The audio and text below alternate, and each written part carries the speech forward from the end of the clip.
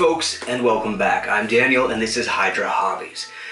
Now today we're doing a quick craft, which in my mind is something you can sit down and knock out in a single crafting session, which is the idea here. For my upcoming campaign, I'm looking to add more verticality to my battle maps and my combats in general, so that players can make better use of their movement and knockback type abilities.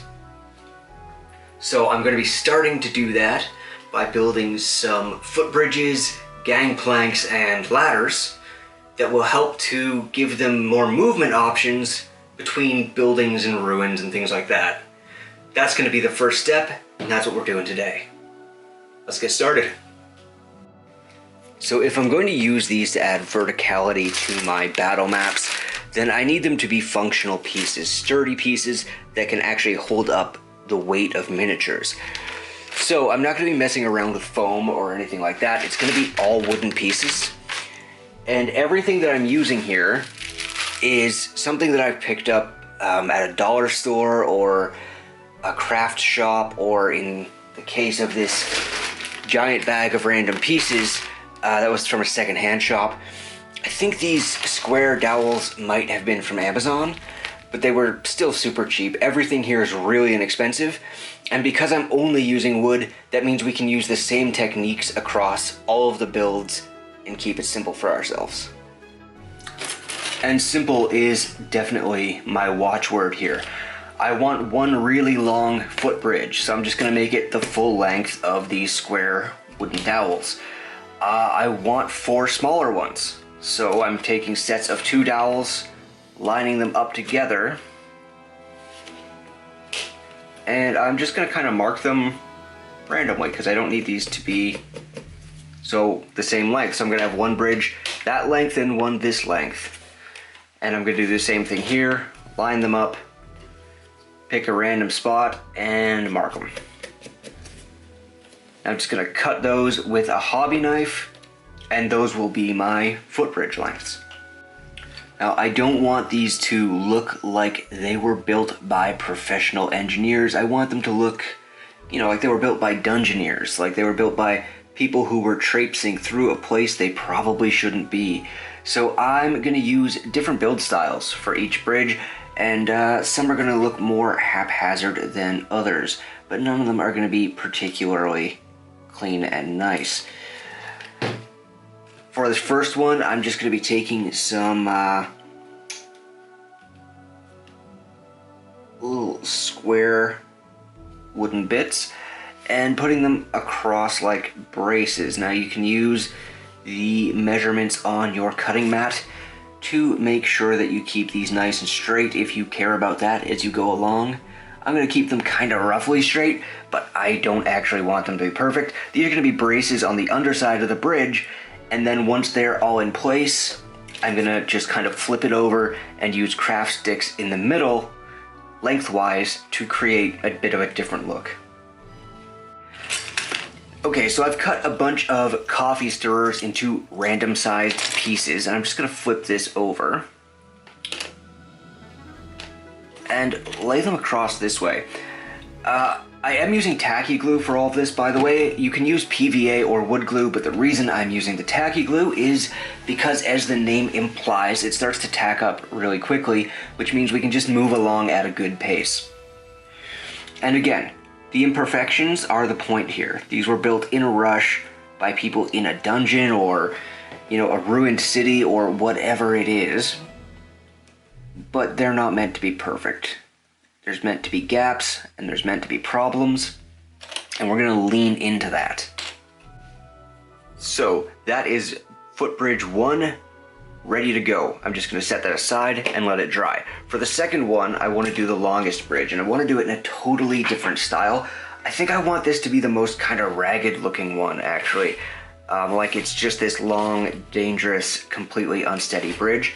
So I'm going to use a bunch of different things. I've got some of the little square, tiny dowel pieces, the remaining offcuts from the last bridge. I've got some random stir sticks from that bag of random pieces, and one of them is just way darker than the others, which is great. And a bunch of popsicle sticks, some of which are also colored, which is just fine. I want this to look like it was made entirely of salvaged materials, like they got here with no idea that they needed this long-ass bridge, and now they're building it out of whatever they've got.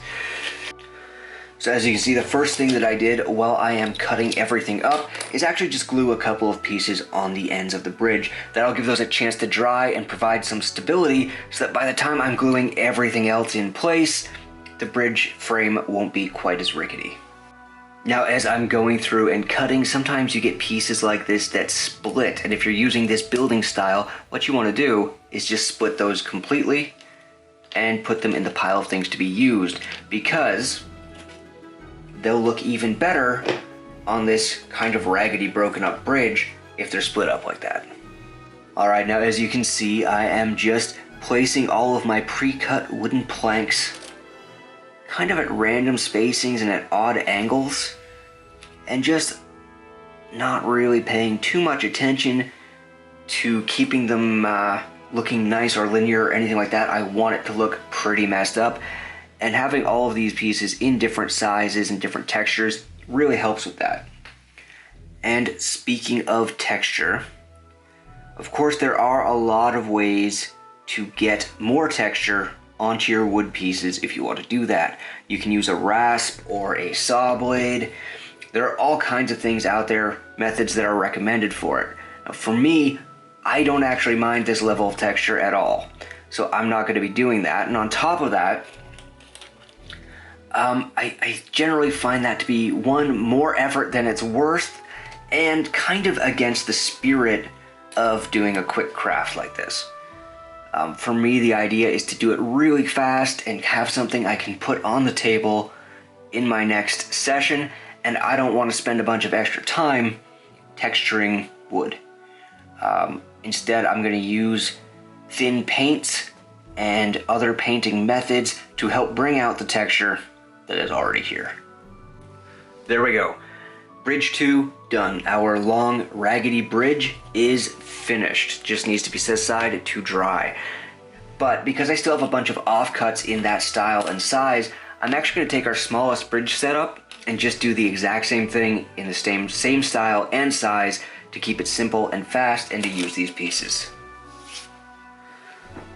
And there we go. Just like that, I got to use the offcut pieces from the last build, and the third bridge is done. That one's just going to get nudged aside to dry with the others. So I don't know if you have all noticed yet, but I don't really have a plan for what I'm doing here. And that's totally okay for these kinds of simple builds. I know what I want to achieve, and I just kind of look at it and see how the pieces go together. That's part of the fun, is getting creative. Now, I want all of these bridges to look like they were built by different people at different times. So I'm going to be trying some little experiments to give them a bit of architectural style. And in this case, that's going to be a bit of bracing on the sides of the bridge. So I'm just going to use popsicle sticks and glue them to my dowel pieces. I'm going to wait for that to dry and trim off the excess, and I'm going to do the same thing on this side. And then the dowel pieces will act as kind of a frame sitting inside the bridge on which to lay popsicle sticks. This one's going to look a little more professionally done, like maybe someone in the party actually knew what they were doing. Now to get this put together, I'm just going to put a line of tacky glue straight across these supports and start putting in the bridge pieces. Now, because these are all cut to the same size ahead of time and they're all sitting on even supports, it should be pretty simple, and when it's done, it's going to be pretty strong.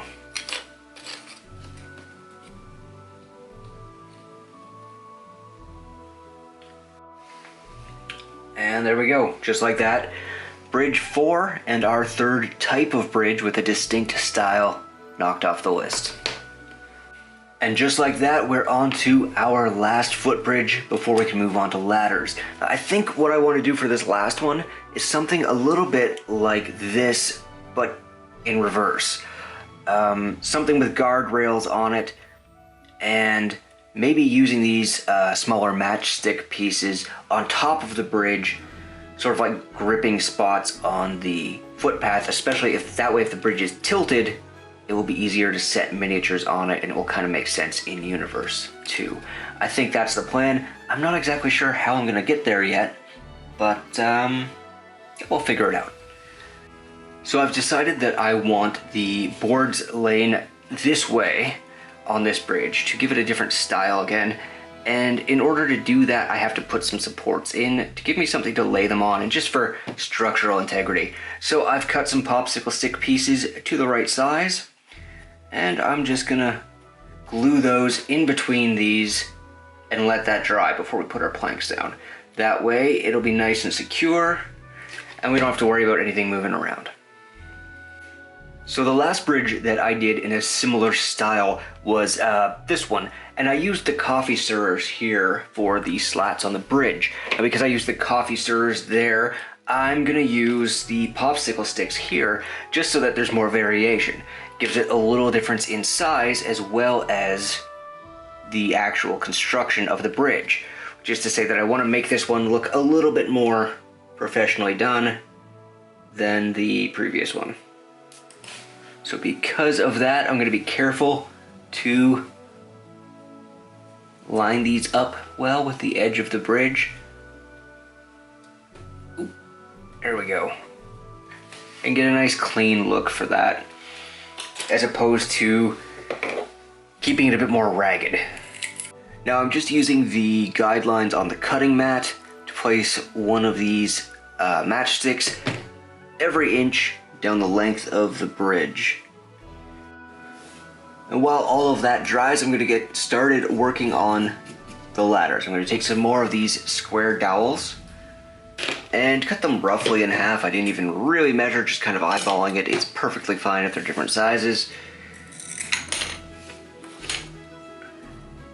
And I'm going to use some matchsticks as the rungs for the ladders. I think that looks like about right. So about an inch separation for the ladders. And then I'm just going to grab some matchsticks and start gluing them in at these 1-inch intervals.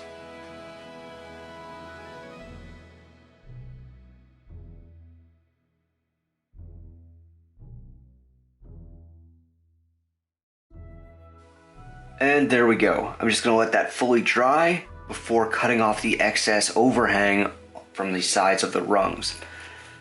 And while it dries, I'll just move on to the next one. Now if you wanted to go a little farther with this, you could take some twine or thread or string and wrap around these joints where the bars meet the frame, but it's not really necessary. It does kind of level up the look a little bit, but to me, that'll be just fine. Sitting up against a building or an old ruin, that'll be perfect. I'm not too worried about it, I just want these done fast and easy. So when it comes to painting, my main goals are to have a little bit of variety in the painting still so that all of these maintain these different looks, and to do it fast and easy. So I'm going to try this wash. It's just called Wash for Wood. I don't even think I've ever actually used this before. It is an enamel wash, and I'm just going to try it and see how it goes. And you know what? That actually looks pretty good on this one. So this is going to be how I do the first one. If you wanted to, you definitely could just do the classic, base coat, dry brush, and homemade wash, if that's what you got. And it's going to look good. But I just want to do it faster than that. And this is looking alright straight out of the bottle. So that's a good start. I think for the ones after this, I'm probably going to do a oil wash for some of them. And we'll see where to go from there with how that looks. While I get this oil wash on here, I just want to take a minute to thank you all for watching this far in the video. If you could hit like, it would mean a lot, and if you want to see more of this kind of content, please hit subscribe. Likewise, if you've enjoyed this and you do want to see more of this quick craft style video, let me know in the comments. It makes a big difference in the order that I produce things in, and whether or not I make these videos is whether or not you guys are enjoying them. So please let me know. If you want to support the channel further, there is a Patreon, and there will be a link to that below.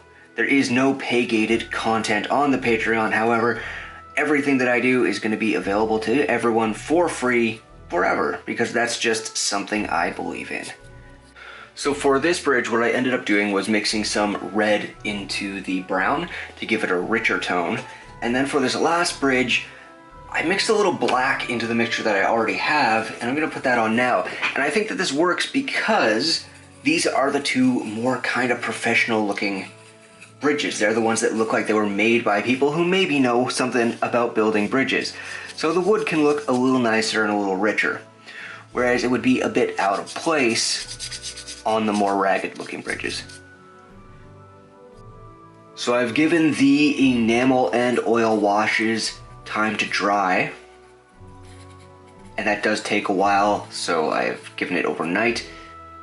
And I considered doing some moss on these, like some old school flock and PVA kind of moss, but I was a little bit concerned about playability. I don't want to make it so that miniatures can't easily stand on them, and that moss tends to stay pretty chunky. So I'm just gonna stick with weathering pigments, I think. And I'm just gonna put it along the edges of the bridge, and anywhere that dust might collect, like in here along the, I guess, footholds. I'm gonna put a little dust, and right along the edges. So here's the final finished build. I've got 5 bridges or gangways and 2 ladders. Now everything here, like I said in the beginning, was made from just pieces from a dollar store or a craft shop or a secondhand store. All very, very cheap and affordable. And it's all pretty sturdy. Like, these are quite tough. I don't have to worry about these breaking or dropping miniatures off of them because they're, you know, they're very sturdy. They're not going to flip over. I'm also really happy with how the weathering came out. I think that between the washes and the oil paints, they look pretty beaten up, and then the pigment just brings them down to earth a little bit without prescribing a specific environment to them. These are not necessarily, you know, pieces that exist in a damp cave, though they could. They could also be in a desert. The ladders could be in an old barn somewhere. There's really no specific environment for these pieces. They're generic, and I can use them everywhere, and they're very playable, which is exactly what I wanted. Let me know what you guys think, and let me know if you want to see more of this type of video. Thank you for watching. Please hit like if you enjoyed it, hit subscribe if you'd like to see more, and let me know in the comments if you specifically want to see more of this type of video. Thank you for watching, and I will see you on the next one.